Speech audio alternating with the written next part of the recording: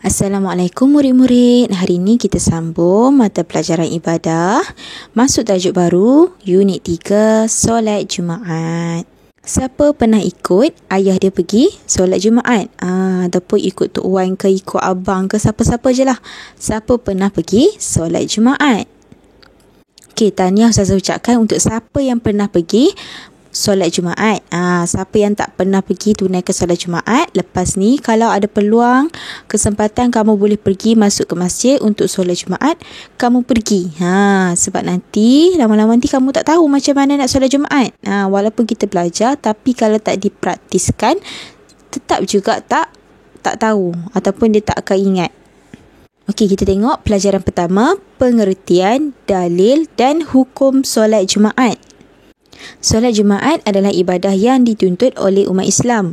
Solat Jumaat wajib dikerjakan oleh umat Islam lelaki. Okey, solat Jumaat ni adalah ibadah yang dituntut oleh Islam kepada umat Islam. Solat Jumaat ni juga adalah wajib kepada umat Islam yang lelaki. Yang perempuan tak wajib. Tengok pengertian solat Jumaat. Solat Jumaat ialah solat 2 rakaat yang ditunaikan pada hari Jumaat dan didahului dengan 2 khutbah. Solat Jumaat ni ditunaikan 2 rakaat saja. 2 rakaat dan dia juga ada 2 khutbah. Khutbah yang Tok Imam tu duduk dekat atas mimbar sambil memegang kayu tombak. Tu adalah khutbah. Tiba-tiba murid perempuan ni pula tanya, Ustazah, kami ni perempuan tak pernah pergi solat Jumaat. Khutbah tu macam mana kami nak tahu? Khutbah tu kalau nak tahu, buka TV. Buka TV setiap hari Jumaat mesti akan ada khutbah Jumaat. Tengok macam mana khutbah Jumaat. Tengok juga macam mana orang lelaki menunaikan solat Jumaat. Yang dikatakan 2 rakaat, 2 khutbah ni tadi. Tengok daripada mula sampai habis. Okey, sekarang kita tengok pula hukum menunaikan solat Jumaat. Hukum menunaikan solat Jumaat ialah fardu ain. Hukum ini dikenakan ke atas lelaki Muslim sahaja. Sesiapa yang meninggalkan solat Jumaat dengan sengaja 3 kali berturut-turut, tidak akan menerima hidayah dari Allah. Betul ke ni Ustazah? Betul ke ni? Tak terima hidayah daripada Allah jika 3 kali berturut-turut tidak menunaikan solat Jumaat. Okey, jom kita tengok dekat kotak info. Dari Abdullah bin Umar dan Abu Hurairah, keduanya menceritakan bahawa mereka mendengar daripada Rasulullah sallallahu alaihi wasallam ketika baginda sedang berkhutbah di atas mimbar. Sabdanya, hendaklah orang-orang yang suka meninggalkan Jumaat menghentikan perbuatan mereka itu. Adakah mereka mahu Allah membutakan hati mereka dan sesudah itu mereka betul-betul menjadi orang yang lalai?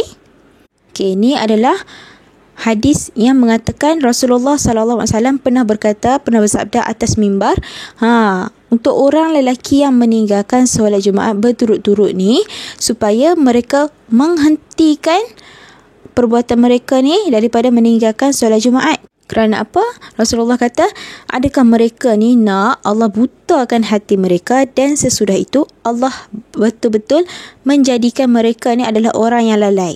Jadi faham ya kenapa tak boleh tinggal solat Jumaat 3 kali berturut-turut.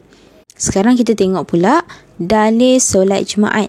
Allah telah berfirman dalam surah Al-Jumu'ah ayat 9. Bismillahirrahmanirrahim.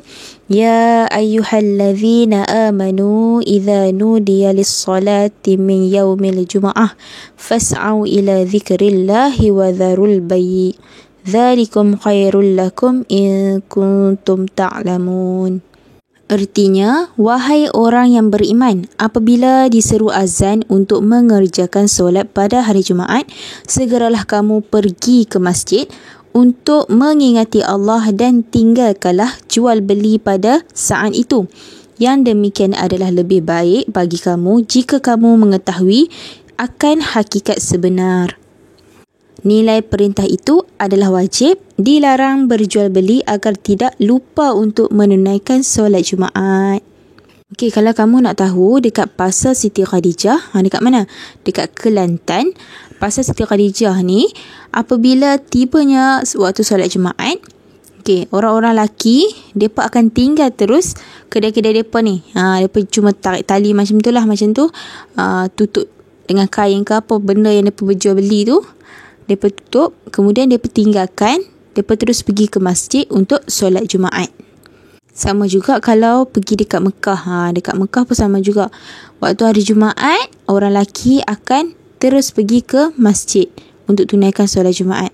Barang yang barang untuk mereka berniaga tu, mereka cuma tutup dengan kain, ataupun kalau yang ada kedai, dia akan tarik rantai je. Macam tu. Baiklah, untuk hari ini kamu fahamkan dulu pengertian, dalil dan hukum solat Jumaat. Untuk minggu hadapan, kita akan masuk pula pelajaran yang kedua, syarat wajib solat Jumaat. Terima kasih semua. Assalamualaikum warahmatullahi wabarakatuh.